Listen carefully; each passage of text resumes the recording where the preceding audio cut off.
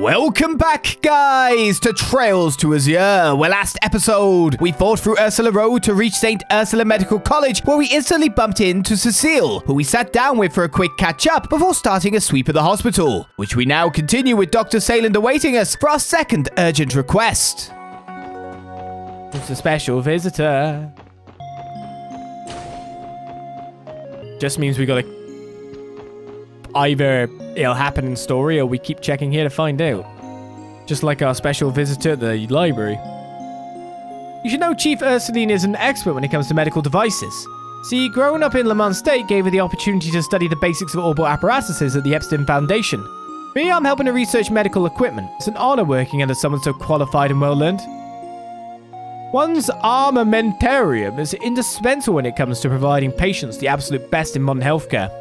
I believe the research we're doing today is going to pave the way for the future of medical science. I practically jumped for joy when I heard Dr. Seiland was joining our faculty. I see the Seiland company's name every single day. It's my job to work with their equipment after all. To think a relative of their president would take up a position here. If I'm lucky, I might pick up a few company's secrets. That is, if I could ever work up the courage to strike up a conversation. I don't know why, but there's something intimidating about her. I'd love to ask Dr. Seiland about her family's company, but I just can't find the right opportunity. Don't worry, if she's the Fisher person, then she's definitely a goodie. Damn that, Largo. If you had any more hot air in him, he'd soar into the sky like a balloon. He's as bold as he is bold. Every time he opens his mouth, he reasserts himself as the most pretentious doctor in Zemuria. Though I can see that research of his on lupinus grass is impressive. Relatively, anyway. I've never denied that Largo's a fine doctor or that his research is valuable. That doesn't make him any less of a bold-headed bunghole. I've learned to live with it, though.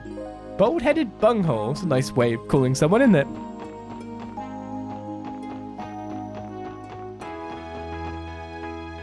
To this day, I'm stunned that Dr. Gunther could have been responsible for such a heinous conspiracy. It's appalling is what it is. Some people just aren't what they seem. It's your grandpa's medicine, Amisa. Make sure he takes it, alright? I will. Thank you again, Mr. Litton. Don't worry, I'll keep making sure that Grandpa takes his medicine. It's great to hear that Mr. Quinn is finally taking his medication. So thanks to little Amisa's efforts. She never gave up for a second. That's where Amisa is then. Oh, but isn't Randy? I see you have Cecile's little brother in tow too. What's up, Lan? Been too long since we last met up. It's good to see you again. Oh, you're right. It has been a while, hasn't it? I'd love to stay and catch up with you guys, but I'm in the middle of my shift. I'll have to save it for another time. Said it was good seeing you again. Sounds like Randy's not in her good books. I'm tired of waiting. When's it going to be my turn? Can't help but notice how complicated medication labels have become these days. I understand they're meant to put you more at ease, but I'm not so sure. Honestly, these ingredients are nothing but gibberish as far as I'm concerned. Apparently the hospital appealed for an investigation to clear their name after the cold incident. That's good to hear. I prefer visiting the hospital without worrying I may end up becoming a part of some ritual. Yeah, most people do. It's weird, that. Right, now we can check out outside and see if the caretaker's out here, or... Oh, hello, Randy, and is that Cecile's little brother? Long time no see. How was he on a first-name basis while I'm still stuck as Cecile's little brother? Hey, Ada! How have you and my favorite St. Ursula gals been doing? I'm doing well, and Philly and Lan are just the same as ever. Say, it looks like your team has a few new members. We should get together and do something fun again, next time you're free. It's good to have you back. Well, they want to go out. Did they go out on Randy's dime? I'm just wondering how that works. A bit of fishing is just what the doctor ordered. No. It's a worrying thing.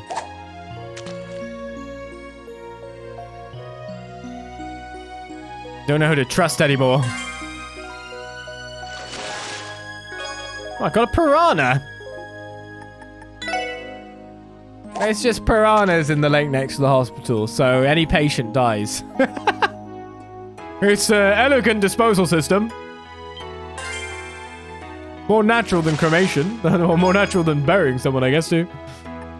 If you want to look at it that way, return to the ecosystem.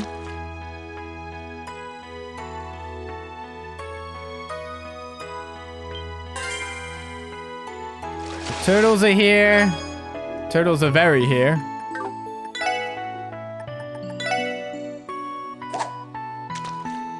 Only got one new fish so far, that piranha.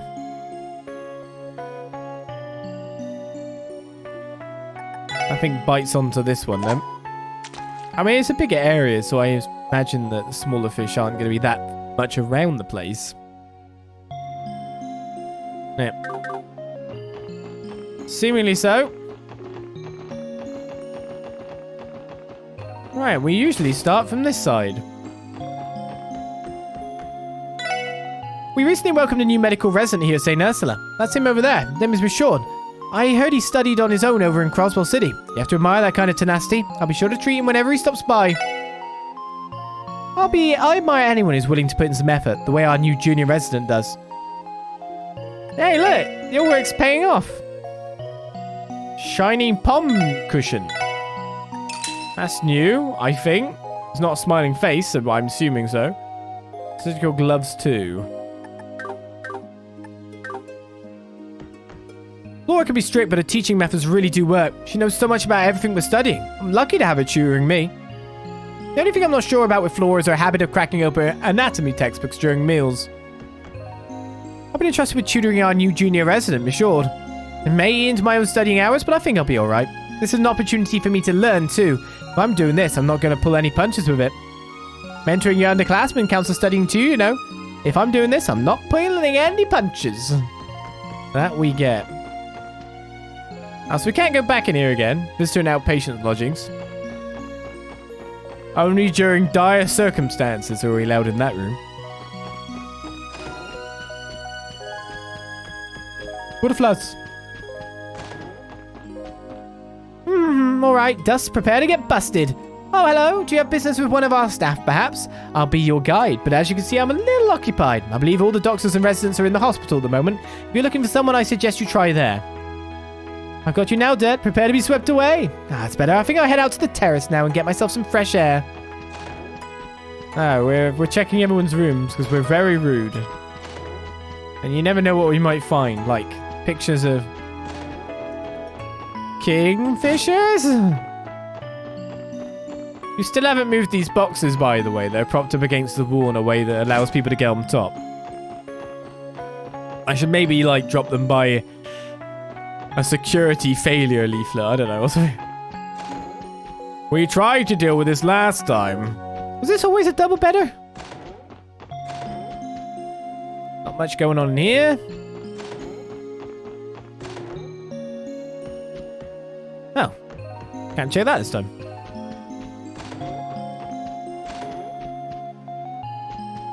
I see you. A book entitled A Primer on Crossbell and Cuisines. It's proudly on the shelf. Or primly, sorry. Braised stew.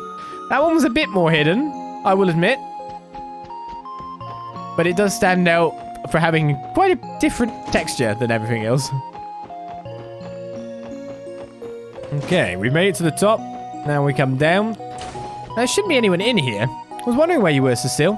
What brings you to Shizuku's room? Oh, I thought I'd clean up around here while I had the chance. Shizuka was allowed to go into the city today, as I'm sure you know. She couldn't stop talking about all the fun she and Kia were going to have. Those kids are like two peas in a pod now. I say I'm glad they get along, but I have yet to meet a person who hasn't taken a shine to her.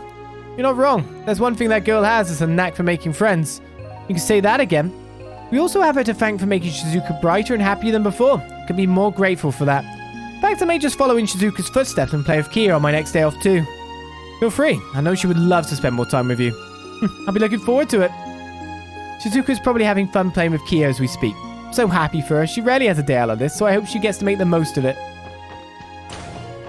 I'm assuming I'm not going to be allowed in the linen area too. Oh, what? That moment where you walk straight in, you. We were locked out of this the entire time, except for a dire time. Do you remember Mr. Gable? Yes. He was under long-term care here before being discharged over the summer. That man was so selfish, not to mention a real pain in the neck for all of us. Still, I wonder how he's doing wherever he is. Oh, I just remembered Sarona's supposed to be administering an IV drip today. I better go check in on her. The last thing I want is to have to clean more blood out of the bed sheets.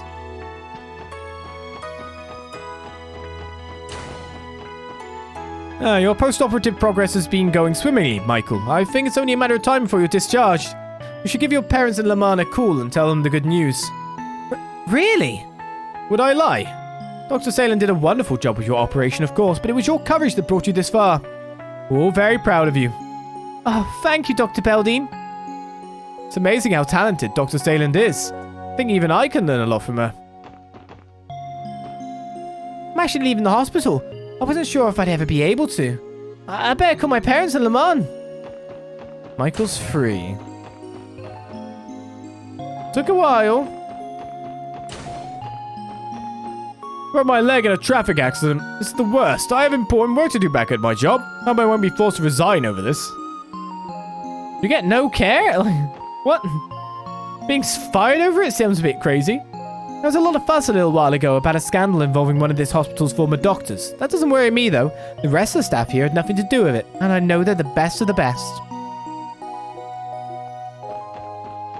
Glad that she can separate it. Welcome to the nurse's station, and a very good morning to... Wait, it's you, Randy, and is that Cecile's little brother I see? What's up, Philia? How you been? It's good to see you again. Good to see you too. I've been alright, but you two look like you're doing great. Oh, and Randy, I think I might have another opening in my schedule soon. No fooling. Why'd you say we get the gals together for another group date? Here we go again. You sure sound eager for someone with no openings in his schedule. Need I remind you that we're here for work? Oh, I just can't wait to go on another group date with everyone. You'll have to come with us too, Lloyd. I promise not to tell Cecile. Did you know that Dr. Seiland is quite well known in Remefaria? She has a doctorate, an illustrious pedigree, and even ties with the princely family, why her references are simply impeccable. But personally, what I like most about her is that she's unflappable. A woman has to be, especially in our modern working world. I have a lot of respect for her. She always manages to stay level-headed. Indeed she does. Where's this IV being administered then?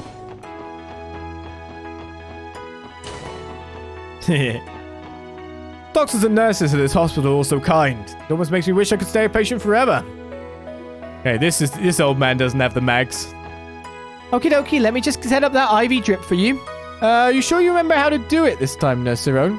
What if you pierce the wrong spot and I start spurting blood? Again? Oh, come on, that only happened once. And besides, it was an honest mistake.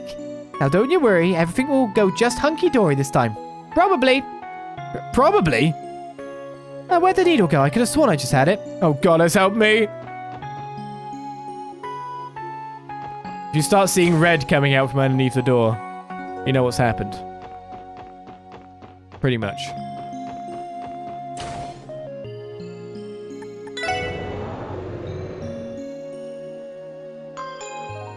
Right then. To the roof proper. And ever onwards. Is there anyone on the roof? Hey, it's the caretaker or the janitor. Sometimes when I work up here, I pick up juicy little tidbits from the residents while they're on their lunch breaks. There's been a bit of tittle-tattle surrounding Dr. Seiland right now, as it so happens. I haven't spoken with her myself, but I do wonder what kind of person she really is. Dr. Seiland's been the talk of all the medical residents lately. Well, we're about to go meet Dr. Seiland. It should take us directly there, if I'm right in saying. Pardon us, this is a special support section. Come in. It is me. A familiar room. Less menacing, hopefully, person? It took you long enough. You're here approximately 2 minutes later than I would have liked, but I won't let that sour the many good things I've heard about you. Persnickety, ain't she? Can't deny she's a real looker, though. Well, come in. No sense in yelling all the way across the room. Right.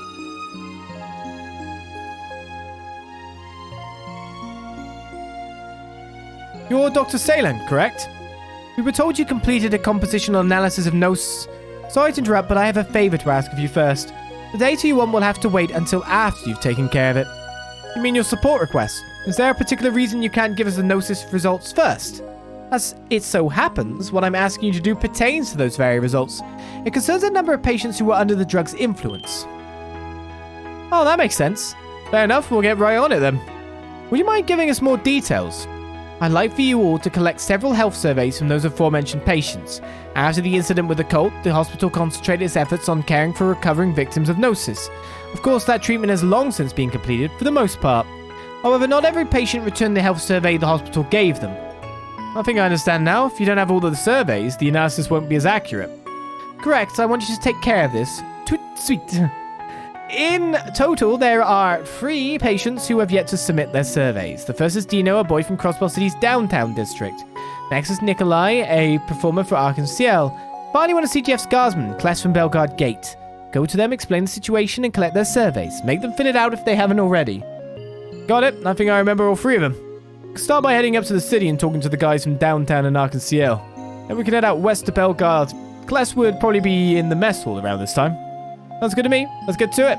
I leave it in your hands. Once you've retrieved the paperwork, return here and report to me.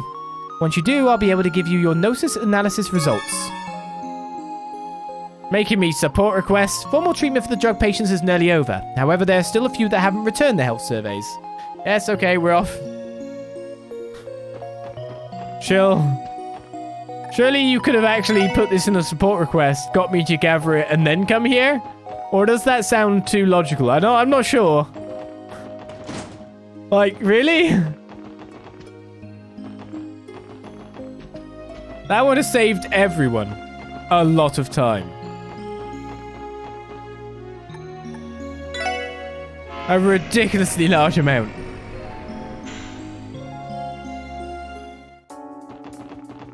Well, at least we have the power to brum and warp. Brum. Dino! Yes, assess. What are you guys doing here? Wait a sec, is that Wild Zeb out there? Get out of here, you bastard. Still not welcome in these parts, am I? We understand how you feel, Dino, but just hear us out for a moment. Lloyd explained that they had come on behalf of Dr. Seiland to collect Dino's health survey. Survey? Oh yeah, that. I remember them handling it to me when I was still treated there. And don't tell me you tossed it in the trash the second you got home. I mean, no, but I stopped feeling any after effects of Gnosis a while ago. I didn't want to bother going all the way to the hospital again when I'm already better. Do you know, I don't think it's wise to self-diagnose yourself like that.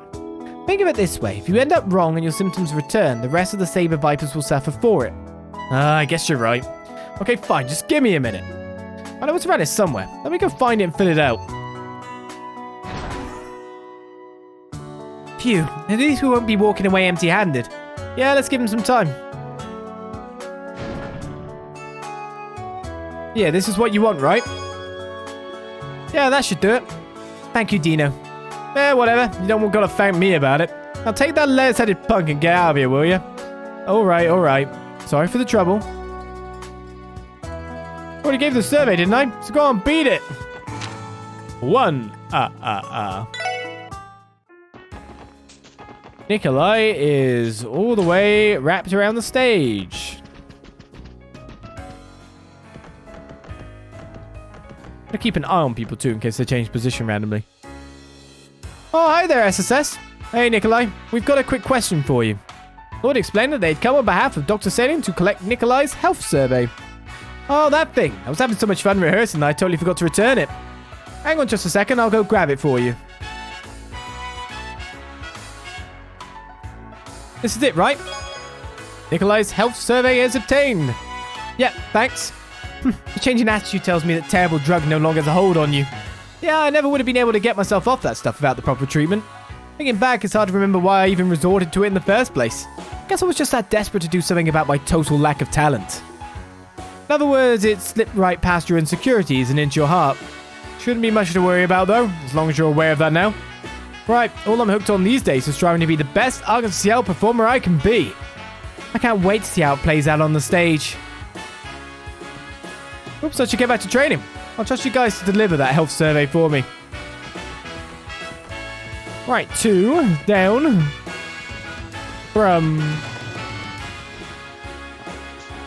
Fast, Brum. Is my car here? Excellent. Faster, Brum. Did I get any car stuff? I don't know anymore. Belgard Gate. More Brum. We are speed. Yo, Kless, how's it hanging? What the? Randy? Rehab training is over. What are you doing here? Allow me. Lord explained that they had come on behalf of Dr. Seiland to collect Kless's health survey. Health survey? Oh, right. I totally forgot about that. Should have that right here. Just a sec. Is this right? Yeah, that's the one. Sorry you guys had to come all the way out here just for a piece of paper. You know, I've been so over the moon lately that I totally forgot about the whole Gnosis mess. Over the moon? Yeah, Stella and I have been getting real lovey-dovey and... Alright, Lloyd, let's roll. Our job here is done. Right, good call. We don't really have time to sit around for the entire saga. Hey, where are you going? Don't you want to hear about it? Sorry, we've got business to take care of. That's the last of the health surveys we had to collect. Sure, Dr. Seiland's been watching the clock. Let's get these back to her as quickly as we can. It's only polite to stay and listen when a guy's pouring his heart out, you know? I mean, I could talk about my sweet darling Stella for hours, days even. I'm sure you could, buddy. See ya. Well, wait, hear me out, will ya? No. I could drive from here all the way over there, can't I?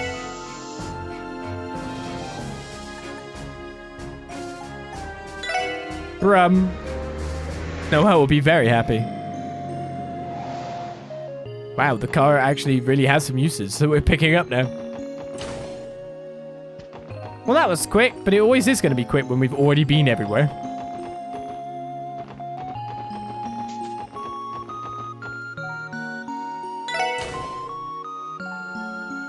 Hello. You're back. 5 minutes later than I would have preferred, but I suppose you didn't flunk completely. Give us a break, Doc. Thanks. Anyway, we finished collecting the health surveys. Here you are. Lloyd handed the health surveys over to Dr. Seiland. Is there some sort of problem? No, just the opposite, in fact. According to these results, no patient is displaying any symptoms of after effects. That would mean our treatment of the Gnosis victims has officially concluded. Well done. That's great. What a relief. I could have done without the cross-state marathon, but it was nice to help a good cause, at least. I can give you the Gnosis analysis results right away if you'd like. Do you have time to spare? Of course, whenever you're ready. I'll try to summarize what I learned from the Gnosis analysis. First and foremost, I discovered that Gnosis can effectively disable what are known as brain limiters. Brain limiters? Never heard of them. Then perhaps you know that the average person performs at less than half of their physiological capacity. The brain places subconscious limiters on the body's faculties to decrease the risk of physical strain. However, should those limiters be released through artificial means, it would in theory be possible for a human to operate at their fullest individual potential. In other words, Gnosis isn't designed to enhance physical strength. Rather, the drug forcibly draws out a person's latent abilities. Precisely. Naturally, removing those limiters takes a considerable toll on the body. That much we know. All the guardsmen who were under its influence were incapacitated after the fact. Some of them were in such rough shape that they wound up bedridden. That little rehab training we went through got them back in a fighting shape from what I could tell. Yeah, thankfully enough.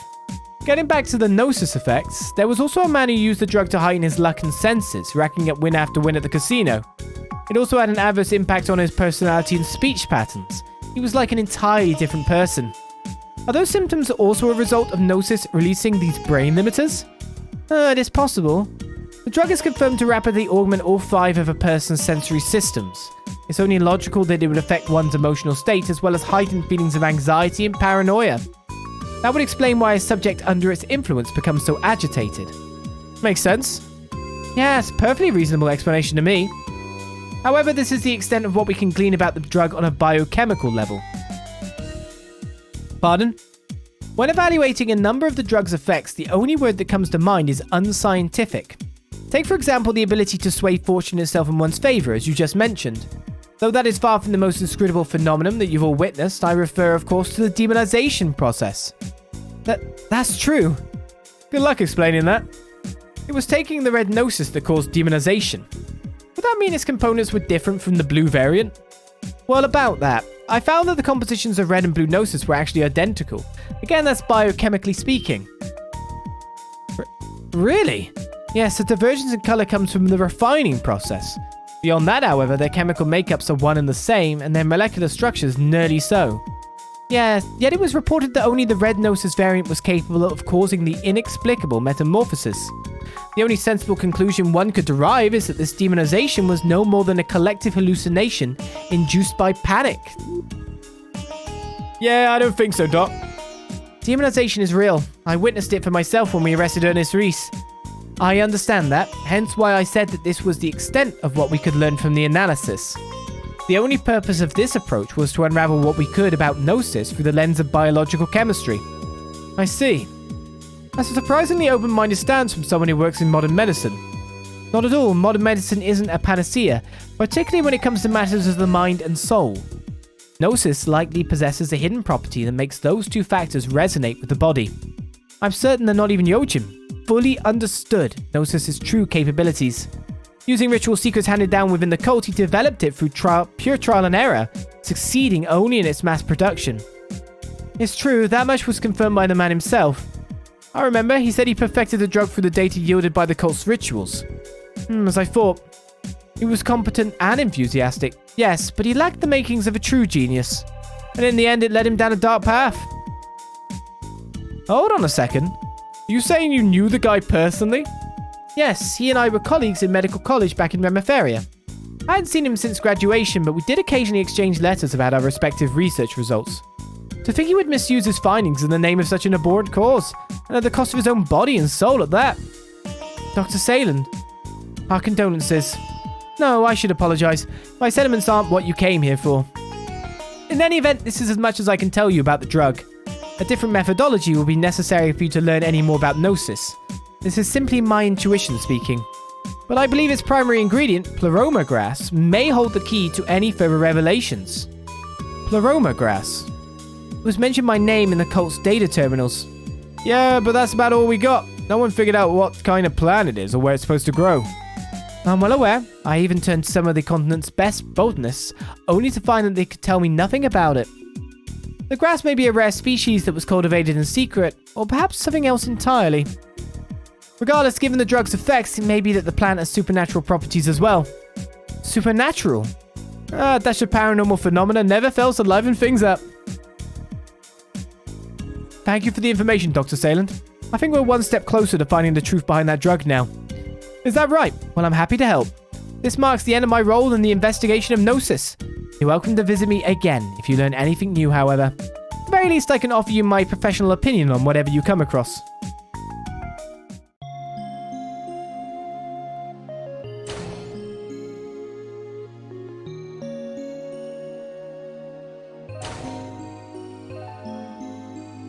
Feels like every question she answered just dug up a handful more of them.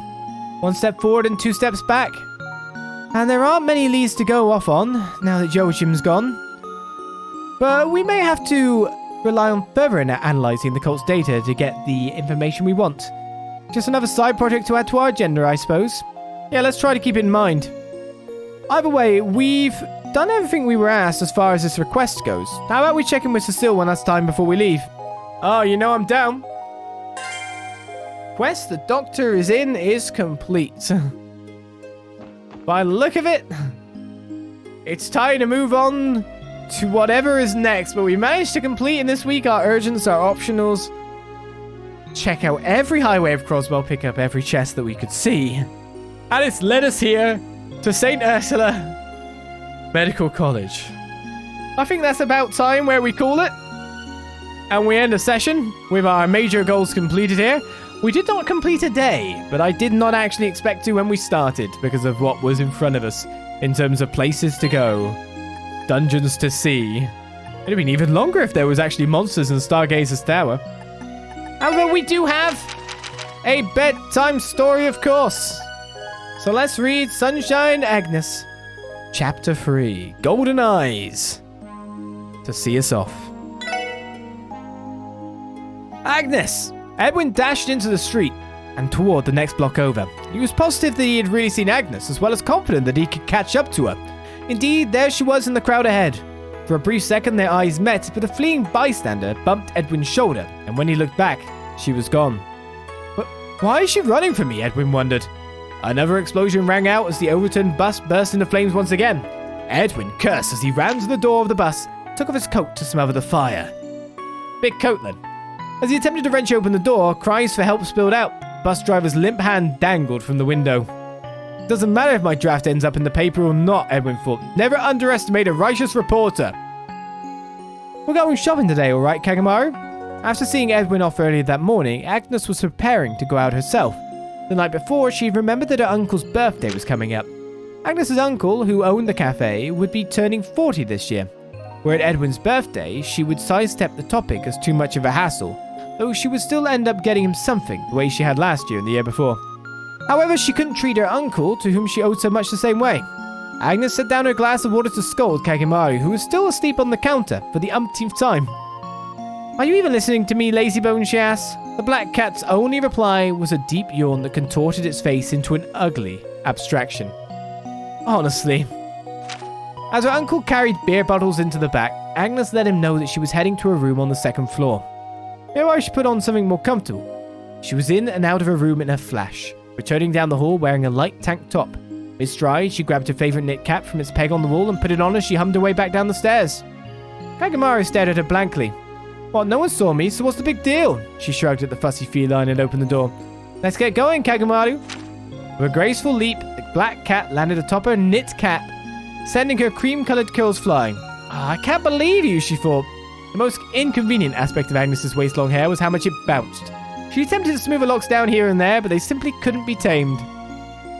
10 years ago, Agnes's mother disappeared. Her father was good to her, so she continued living with him until she turned 15. However, her father couldn't give up on finding his wife, so he entrusted Agnes to his brother and left in search of his beloved. In time, Agnes came to understand their feelings, to the point where it made her ache. Her mother surely loved her father just as much as he did her. What to do, Agnes sighed. Multiple stalls lined the harborside market. She'd come in search of a gift, but hadn't considered what she was actually going to buy. "I should have just asked Uncle early." Her aside was interrupted by an oval bus hurtling past. The large bus had drifted out of its lane, hit the median, and launched into a truck going the opposite direction. A shining green chassis glared in the sunlight. The tires had begun to fly, twisting in odd directions. The driver must already be dead, thought Agnes as she watched the bus soar in the air. Her mind was in turmoil. Yet at the same time, she had never been more calm. Once the bus hit the ground, they would all die. From the man in the front row to the pregnant woman by the window. Kagemaru. Answering the call, the black cat opened his golden eyes. Agnes did the same. Amidst the screams of people running for their lives were 4 golden eyes gazing at a scene that had yet to unfold. Ooh. Powers. Anyway, that is it for this session. We have covered the whole of Crossbell for the first time. The whole of Visitable Crossbell, considering Orchid Tower is not available yet, but will be shortly. And we will do it many times more in our playthrough, that's for sure, though less of the highway walking. As with our urgents done, we look to go what's next for this day. Because surely there's more. But we'll do that next time. So I'll see you then for more Trails to Azure next time. Bye-bye.